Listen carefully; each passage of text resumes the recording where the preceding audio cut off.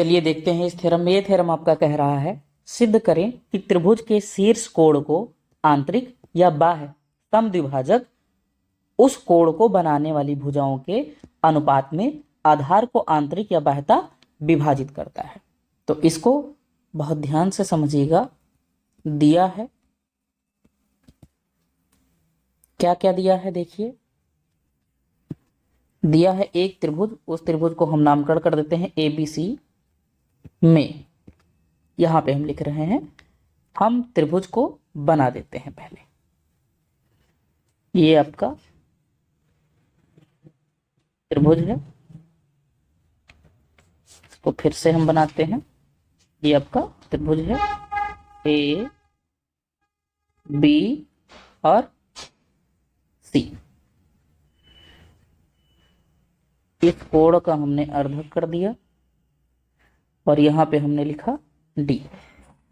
तो आगे हम लिखते हैं कि AD कोण A का समद्विभाजक है, समद्विभाजक है। इसका मतलब जो AD हमने लाइन खींची है ये वाली, ये एंगल A को दो भागों में बांट देता है, दो समान भागों में।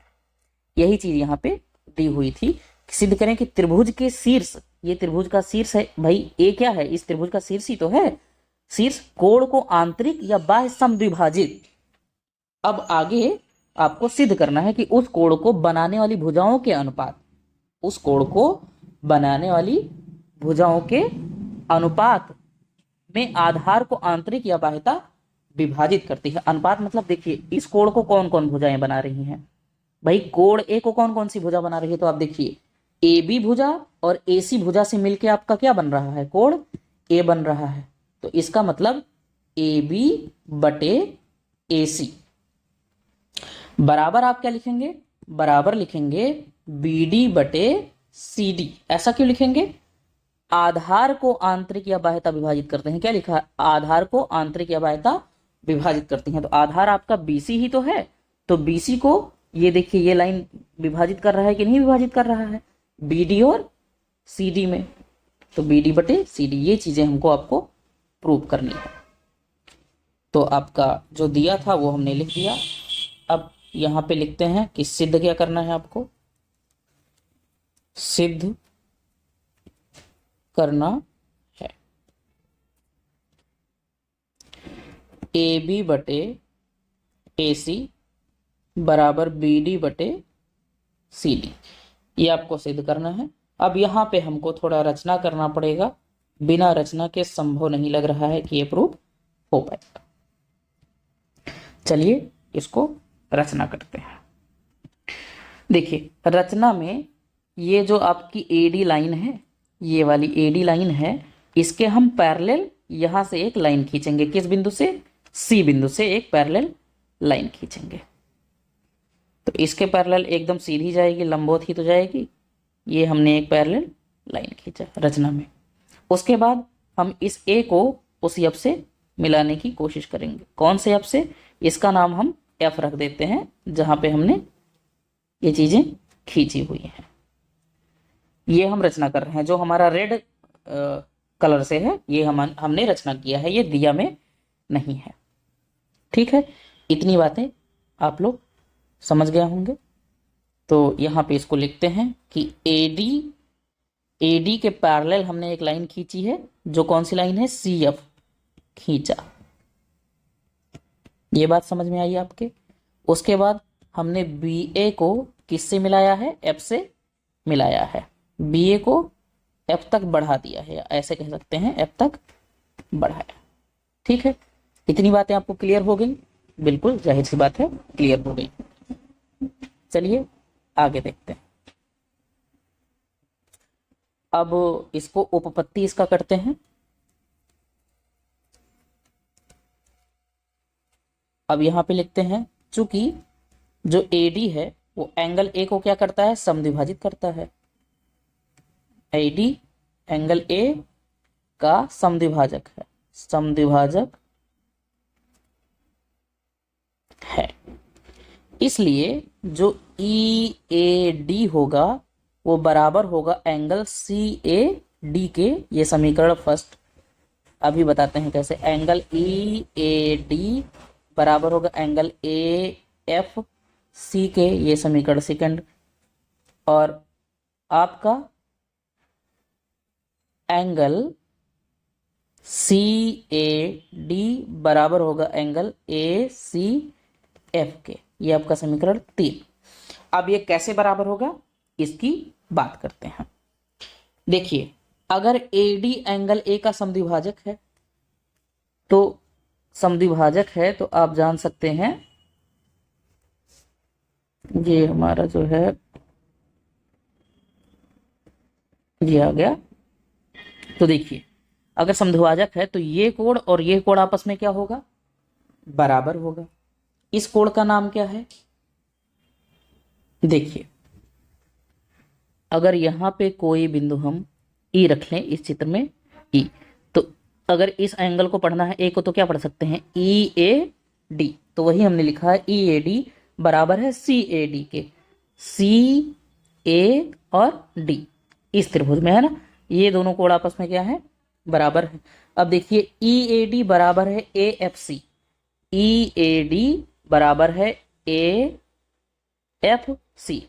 ऐसा क्यों बराबर है, देखिए, ऐसा इसलिए बराबर है क्योंकि ये हमारे क्या है, संगत कोण है। आपको पता है कि दो पैरेलल अगर लाइन हो, ये आपका एडी है, पैरेलल लाइन है, और ये आपका एफसी है, पैरेलल लाइन है, और आपका एक तिर्यक रेखा ऐसे जा रहा है।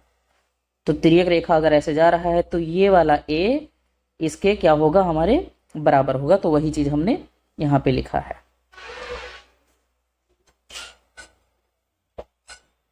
फिर ये अगला क्या हो जाएगा आपका, ये आपका एकांतर कोण हो जाएगा, इसलिए बराबर है। एकांतर कोण कैसे, सी ए डी हमने लिखा है और एंगल ए सी एफ लिखा है।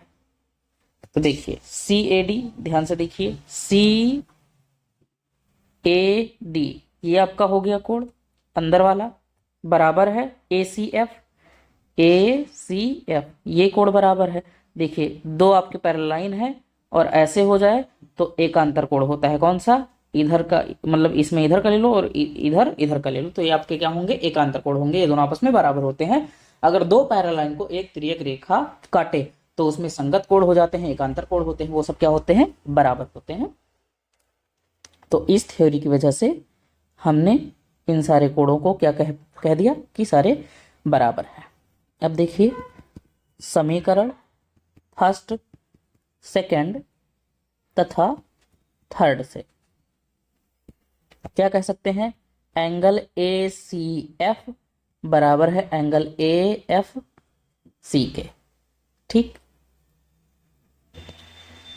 फिर आप लिख सकते हैं अगली लाइन, ए एफ बराबर ए सी, और इसका रीजन आप लिख सकते हैं समान कोण की सम्मुख भुजा। ये चीजें हैं, आप इस चित्र से देख सकते हैं।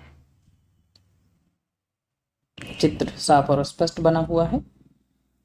चूंकि एडी हमारा पैरेलल है किसके, सीएफ के है, ये हमने रचना से ही लिख दिया था रचना में। तो आप थेल्स प्रमेय, जो पहला प्रमेय इसका मैंने कराया था चैप्टर 6 का, थेल्स प्रमेय से कि अगर दो हमारे रेखाएं पैरेलल हों तो उसकी भुजाओं को हम लिख सकते हैं ए बी बटे ए एफ बराबर बी डी बटे सी डी। इसे आप लिख सकते हैं ए बी बटे ए एफ बराबर क्या है आपका, देखिए ए सी है यहाँ पे, ए बी बटे ए सी बराबर बी डी बटे सी डी, और यही आपको प्रूव करना था।